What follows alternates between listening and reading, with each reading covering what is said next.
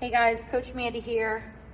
We're doing day 1 of USABA strength and conditioning. So for the first set, we have 4 movements, and I wanted to go 1, 2, 3, 4, and then you go back up to the top, 1, 2, 3, 4, and then you go back up to the top, 1, 2, 3, 4. 4 movements, 3 rounds. First movement, we're going stationary A skip. So standing in place, we're trying to get that knee higher than that hip. Okay, knee higher than that hip or parallel to the hip. We have our calf to our hamstring and our toe is dorsiflexed, meaning we're pulling that ankle nice and tight, trying to get that toe facing up, not down like a ballerina. So knee parallel to that hip, dorsiflexion, calf to hamstring. Okay, we're trying to make a C with the leg that's on the ground. So if my right leg is down on the ground, I'm trying to put all my weight towards the outside of my foot, but dig that big toe into the ground like you're trying to dig your toes into the sand, all right? So left leg is up, calf is to the hamstring, I'm dorsiflexed, and all I'm gonna do is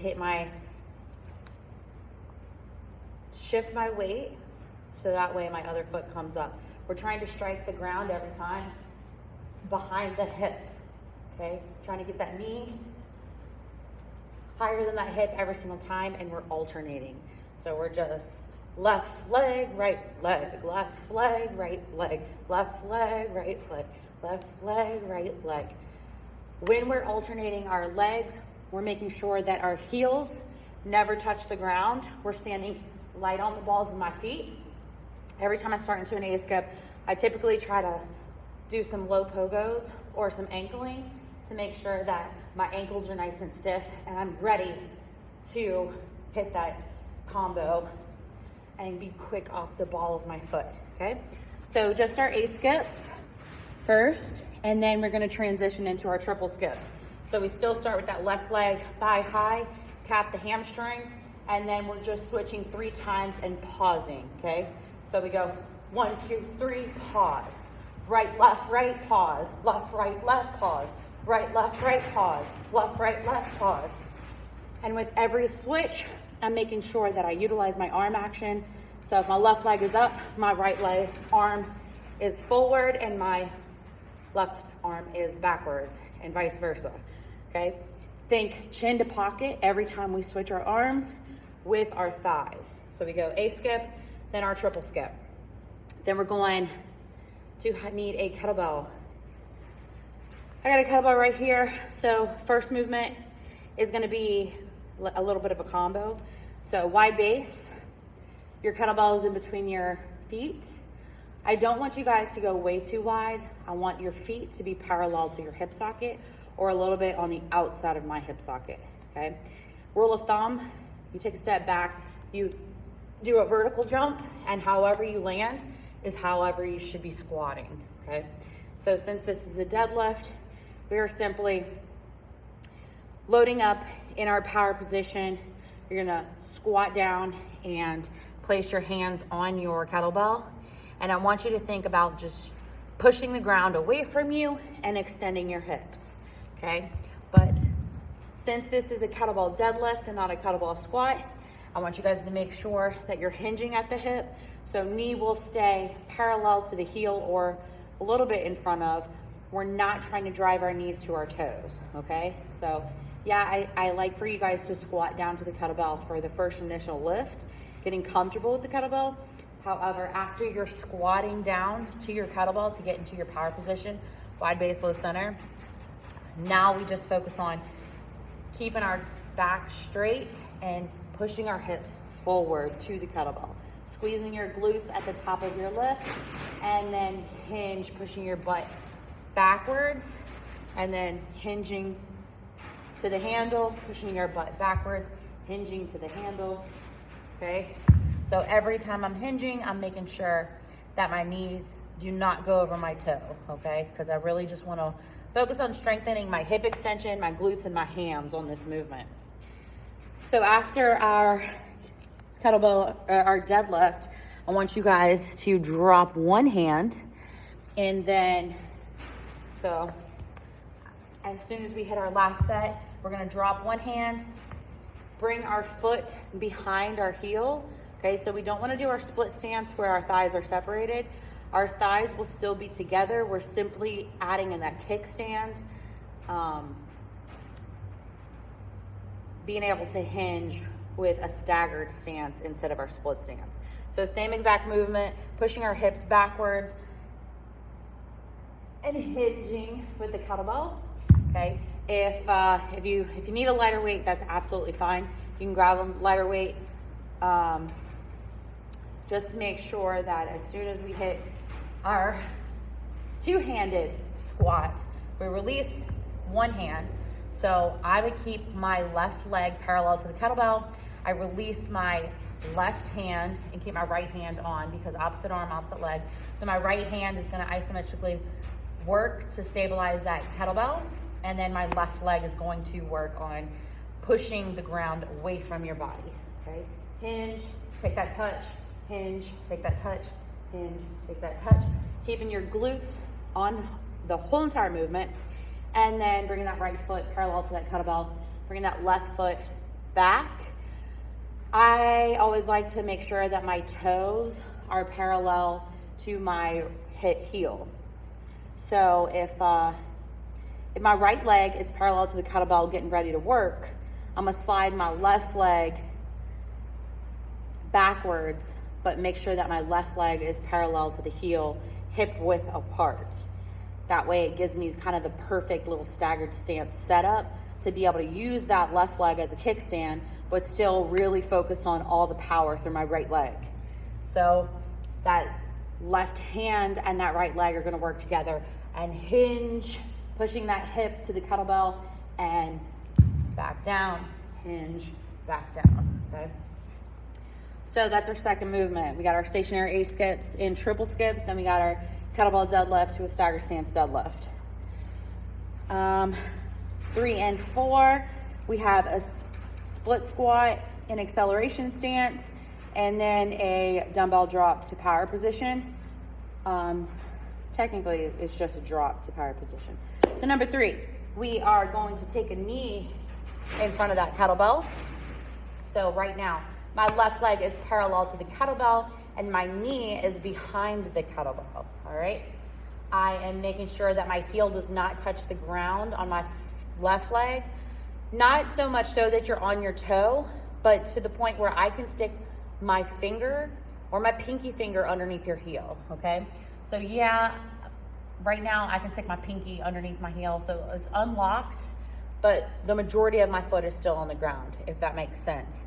My main point of contact is gonna be through the balls of my feet, just like as if I was sprinting, because we need to get in the habit of understanding that our heels are our brakes and the balls of our feet is that gas pedal, okay?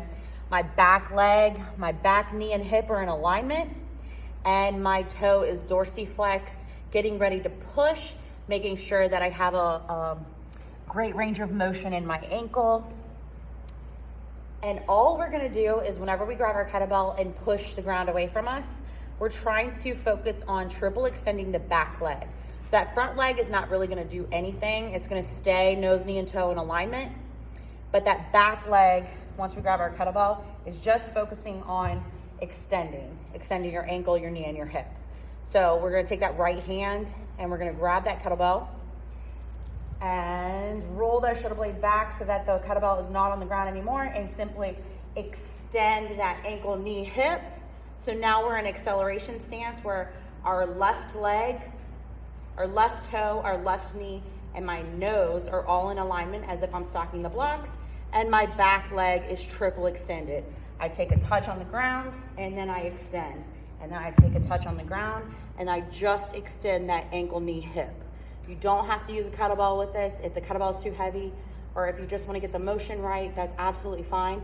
Just make sure we take that touch on the ground and then we triple extend that leg, really focusing on stacking the blocks on our left leg and then triple extending the right leg, okay?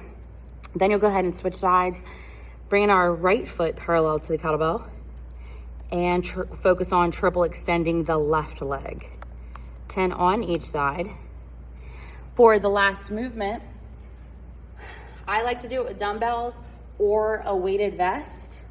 I'm just gonna do it without weights today, just focusing on, so pretend I have a weight vest on, and I'm just loading my ankles, okay? Loading my ankles, my knees and my hips are all extended. I inhale at the top, and then whenever you're ready, you drop into that power position, and then you jump as high as you can. Squeeze in your glutes and your quads at the top of your jump, okay?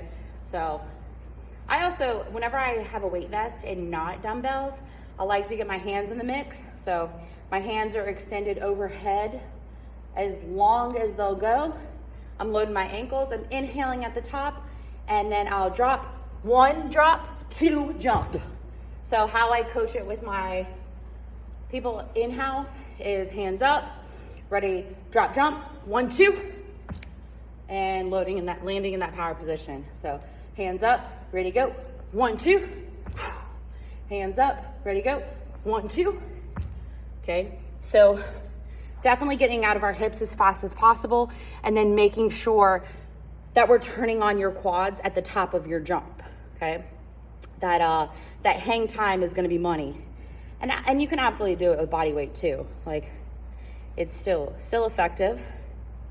If you do it with dumbbells or a weight vest, I would probably add a contrast set after your third set. So doing your regular loaded set and then do a contrast set. And you'll definitely feel more faster, more explosive, and get more height. All right, so that is first half of your workout. Stationary air skips and triple skips. Kettlebell deadlift to staggered stance deadlift, split squat in acceleration stance, and drop jumps to power position.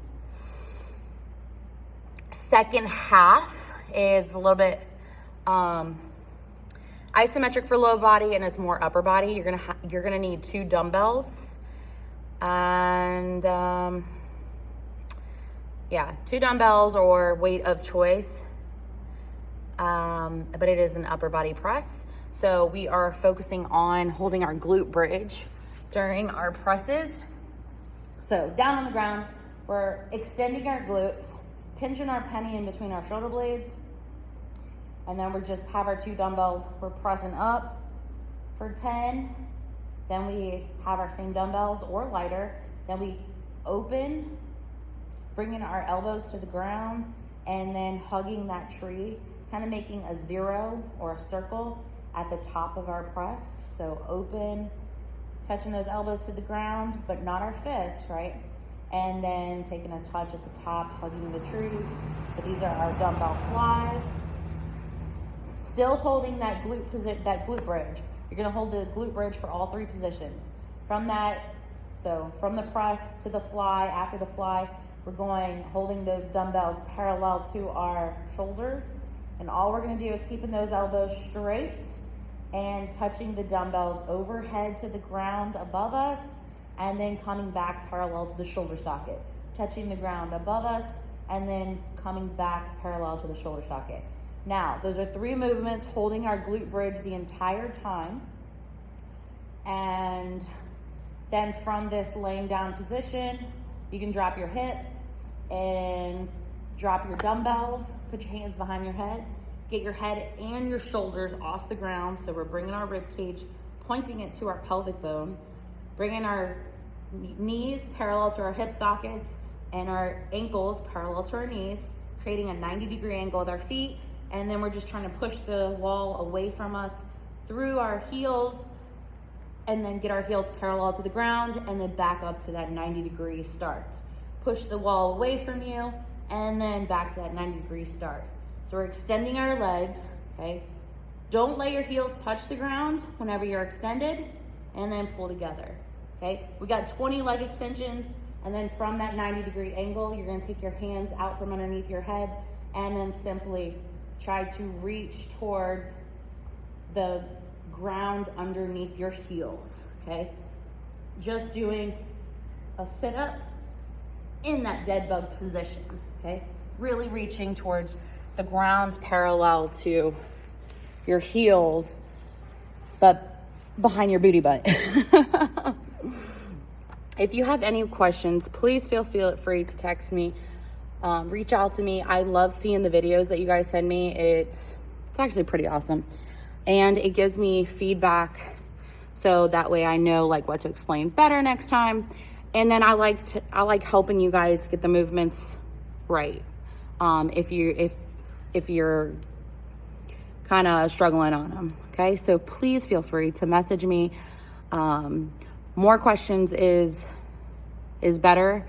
And also, if you guys have like a workout partner and want to download the Train Heroic app, you absolutely can. They have videos there too. So yeah, send me some videos, and I'm working on getting those bands sent to you guys, hopefully within the next 2 months. Okay. I'm really hoping that I get the bands and all the equipment to you guys by the next PDP, not this one. So looking forward to seeing all your progress this summer.